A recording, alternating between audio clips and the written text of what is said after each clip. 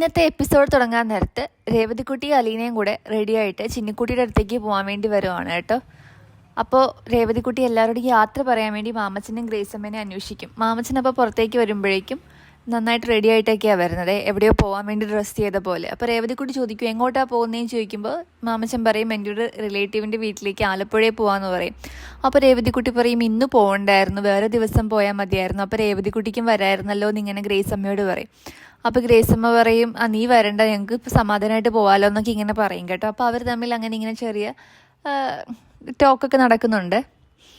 അപ്പോഴേക്കും നമ്മുടെ മാമച്ചൻ പറയും നിങ്ങൾ കൊല്ലത്തേക്കല്ലേ, ഞങ്ങൾ ആലപ്പുഴയിലേക്കാണ്, അപ്പോൾ നിങ്ങളെ ഞങ്ങൾ അവിടെ അതായത് ആലപ്പുഴയിൽ ഇറക്കാം, ആലപ്പുഴയിൽ നിന്ന് പിന്നെ അങ്ങോട്ട് ബസ്സിൽ പൊക്കോന്ന് പറയും.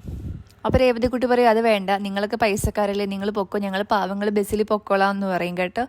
അപ്പോൾ അലീനയോട് നമ്മുടെ ഗ്രേസമ്മ പറയും മര്യാദയ്ക്ക് രേവതിക്കുട്ടിയെ വിളിച്ചുകൊണ്ട് കാറിൽ പോയിരിക്കാമെന്ന് പറഞ്ഞ് തമാശയ്ക്ക് കാറിലേക്ക് കൊണ്ടുപോകും കേട്ടോ. പിന്നെ കാണിക്കുന്നത് നമ്മുടെ മുത്തശ്ശി ഭക്ഷണം കഴിക്കുന്നതാണ്. മുത്തശ്ശി ഭക്ഷണം കഴിച്ചതിന് കൈ കഴുകാൻ വേണ്ടി വിളിക്കുകയാണ്. കൃഷ്ണമോളെയും വൈജയനെ എല്ലാവരെയും വിളിക്കുന്നുണ്ട്, ആരും വരുന്നില്ല. അപ്പോൾ മുത്തശ്ശി ഇവരൊക്കെ എവിടെ പോയി എന്നിങ്ങനെ പറയുക, ഞായറാഴ്ചയായിട്ട് ഇവരാരെയും കാണുന്നില്ലല്ലോ എന്നിങ്ങനെ ആത്മകഥം പറയുവാണ് കേട്ടോ. അപ്പോൾ മുത്തശ്ശി വിളിക്കുന്ന കേട്ട് ബാലേന്ദ്രൻ റൂമിലേക്ക് വരുന്നുണ്ട്. എന്നിട്ട് മുത്തശ്ശിക്ക് കൈ കഴുകാൻ വേണ്ടി ബാലേന്ദ്രൻ ഒരു കപ്പിൽ വെള്ളം എടുത്ത് കൊടുക്കുമ്പോൾ മുത്തശ്ശി പറയുന്നുണ്ട് മോൻ ചെയ്യേണ്ട, ഞാൻ വൈജ ചെയ്യാൻ വേണ്ടിയാണ് വിളിച്ചതെന്ന് പറയും. അപ്പോൾ നമ്മുടെ ബാലേന്ദ്രൻ പറയുന്നുണ്ട് ഞാൻ ജനിച്ചപ്പോൾ തന്നെ വായിൽ വെള്ളിക്കരണ്ടി ആയിട്ടൊന്നും അല്ലല്ലോ ജനിച്ചത്, അമ്മയ്ക്കെല്ലാം അറിയാമല്ലോ, അങ്ങനെ പറഞ്ഞിട്ട് കൈ കഴുകാൻ വേണ്ടി കപ്പ് നീട്ടി കൊടുക്കുവാണ് കേട്ടോ. അപ്പോൾ മുത്തശ്ശി ബാലേന്ദ്രനോട് പറയുകയാണ് അലീന ഉണ്ടായിരുന്നപ്പോൾ ഇതിനൊന്നും ഒരു കുഴപ്പമില്ലായിരുന്നു, മരുന്ന് കഴിച്ചോ എല്ലാം അന്വേഷിക്കാൻ അവളുണ്ടായിരുന്നു, മരുന്ന് തരാനും കഴിപ്പിക്കാനും ഒക്കെ. ഇപ്പോൾ ഇവിടെ ആരുമില്ല, വെള്ളം തരാൻ പോലും ആരുമില്ല, മരുന്ന് കഴിച്ചോന്ന് പോലും ചോദിക്കുന്നില്ല. അങ്ങനെയൊക്കെ പറഞ്ഞുകൊണ്ടിരിക്കുമ്പോഴേക്കും വൈജ റൂം തുറന്ന് റൂമിനകത്തേക്ക് വരുവാണ്. അപ്പോൾ ചോദിക്കുകയാണ് ബാലേന്ദ്രൻ എന്താ ഇവിടെ എന്നിങ്ങനെ ചോദിക്കുന്നുണ്ട് കേട്ടോ. അപ്പോൾ ബാലേന്ദ്രൻ പറയുന്നുണ്ട് നീ നിൽക്കേണ്ട അടുത്ത് നീ നിന്നില്ലെങ്കിൽ ഞാൻ നിൽക്കേണ്ടി വരും എന്നൊക്കെ പറഞ്ഞ് ഇങ്ങനെ ഒരു വലിയ രീതിയിൽ സംസാരിക്കുന്നുണ്ട് കേട്ടോ. അപ്പോൾ വൈജ ഇതെന്താ കടങ്കഥയാണോ എന്നിങ്ങനെ ചോദിക്കുകയാണ്. വൈജ മുറിയിലേക്ക് വരുമ്പോഴേക്കും ബാലേന്ദ്രൻ ഞാൻ പോകുന്നു എന്ന് പറഞ്ഞ് മുറിയിൽ നിന്ന് ഇറങ്ങും.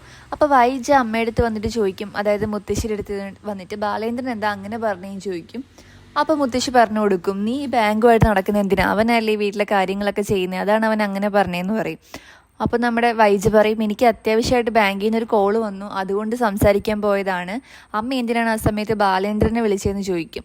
അപ്പോൾ നമ്മുടെ മുത്തശ്ശി പറയും ഞാൻ ബാലേന്ദ്രനെ വിളിച്ചതല്ല, ഞാൻ എല്ലാവരെയും മാറി മാറി വിളിച്ചായിരുന്നു, ബാലേന്ദ്രൻ വന്ന് എൻ്റെ കൈ കഴുകി തന്നതാണ്, ഭക്ഷണം കഴിച്ചു കഴിഞ്ഞാൽ പിന്നെ കൈ കഴുകണ്ടേന്ന് ചോദിക്കും.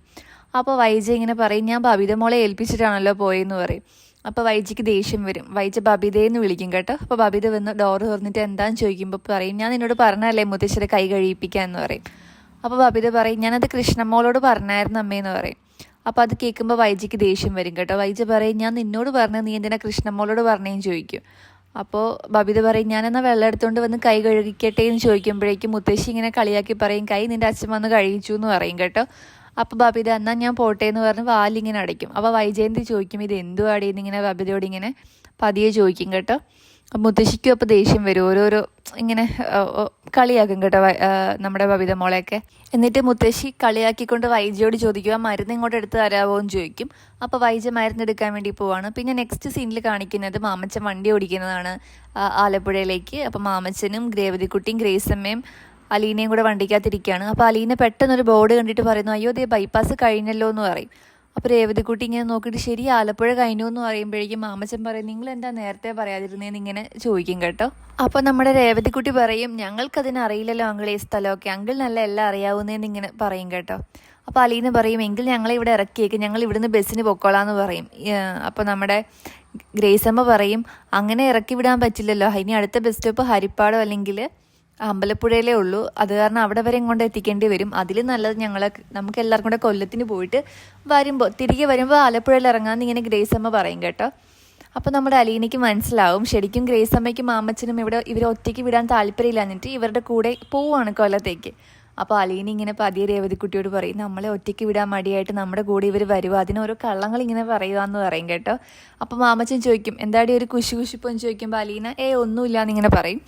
പിന്നെ കാണിക്കുന്നത് അലീനയും രേവതിക്കുട്ടിയും കൂടെ ചിന്നുമോൾക്ക് കുറച്ച് സാധനങ്ങൾ വാങ്ങാൻ വേണ്ടിയിട്ട് ടോയ്സും ഡ്രസ്സൊക്കെ വാങ്ങാൻ വേണ്ടി ഒരു കടയിൽ കയറിയേക്കാണ്. മാമച്ചനും ഗ്രേസമ്മയും അവരെ വെയിറ്റ് ചെയ്ത് കാറിലിരിക്കുകയാണ്.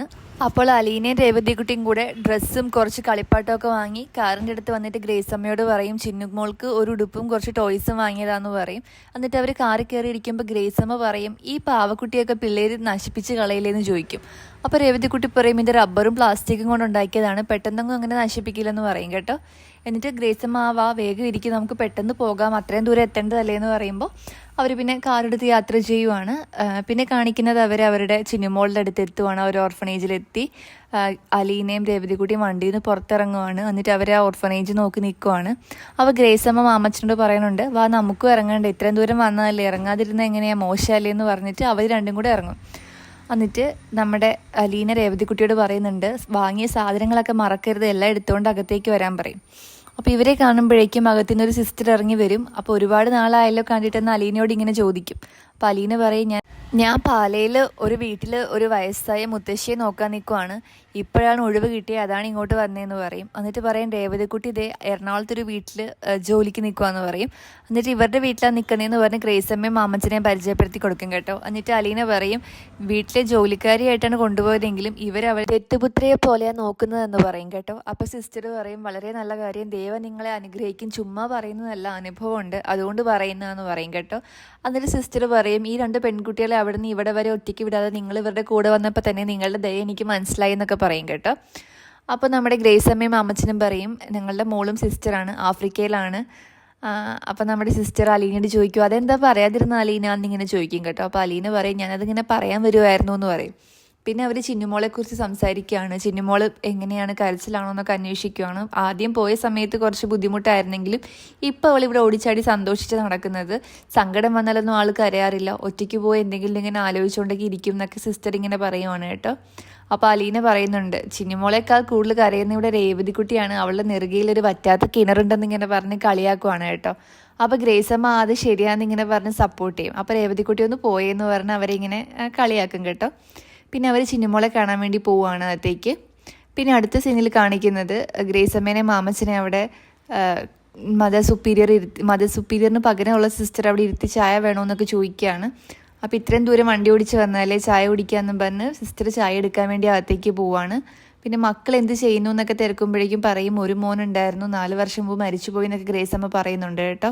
പിന്നെ ചിന്നുമോളെ കാണിക്കുവാണ്. ചിന്നുമോള് നമ്മുടെ രേവതിക്കുട്ടീനെ അലീനയും ഇങ്ങോട്ട് ദേഷ്യത്തിലാണ് കേട്ടോ. അപ്പോൾ അലീനയ്ക്കും രേവതിക്കുട്ടിക്കും അത് സങ്കടമാവും. അങ്ങനെ നിൽക്കാൻ നേരത്താണ് എപ്പിസോഡ് അവസാനിക്കുന്നത്.